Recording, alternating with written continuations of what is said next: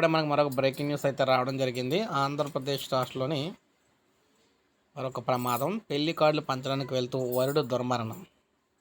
ఇక్కడ మీరు చూడొచ్చు. బంధువులకు పెళ్లి కార్డులు ఇచ్చి కాబోయే భార్యను ఒకసారి చూసి రావచ్చని బయలుదేరిన ఆయన గమ్యం చేరకుండానే అనంతలోకాలకు వెళ్ళిపోయాడు. ఈ సంఘటన ఇటు జన్మనిచ్చిన తల్లిదండ్రులకు కడుపుకోత మిగల్చగా, అటు కట్టుకోబోయే యువతి కుటుంబంలో విషాదం నింపింది.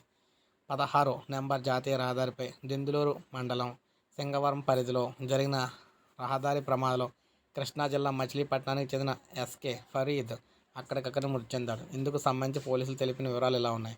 ఎస్కే జాఫర్ ఆషాల పెద్ద కుమారుడు ఫరీద్ సీలింగ్ పనులు చేస్తూ తల్లిదండ్రులకు అండగా ఉంటూ ఉన్నాడనమాట.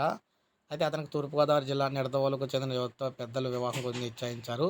తాంబూల కార్యక్రమాలు పూర్తి కాగా మార్చి 3న వివాహం చేయడానికి నిశ్చయించారు. వృత్తిరీత్యా విజయవాడలో ఉంటున్న ఫరీద్ పెళ్లి కార్డులు పంపిణీ చేయడానికి ద్విచక్ర వాహనంపై నిడదవోలు బయలుదేరాడు.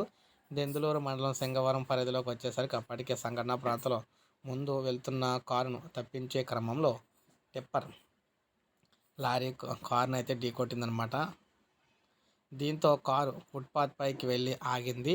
టిప్పర్ రహదారి మధ్యలో ఆగిపోయింది. ద్విచక్ర వాహనంపై వస్తున్న ఫరీద్ టిప్పర్ను వెనుక వైపు నుంచి ఢీకొట్టడంతో తీవ్ర గాయాలై అక్కడికక్కడే చనిపోయాడు. దెందులూరు ఎస్ఐ స్వామి ఈ విధంగా తెలియజేశారన్నమాట. కేసు నమోదు చేసి ఇప్పుడే మనకు అప్డేట్ వచ్చింది. ఒక లైక్ చేయండి. సబ్స్క్రైబ్ చేసుకోకపోతే మన ఛానల్ సబ్స్క్రైబ్ చేసుకొని ఫాలో అవుతుంది.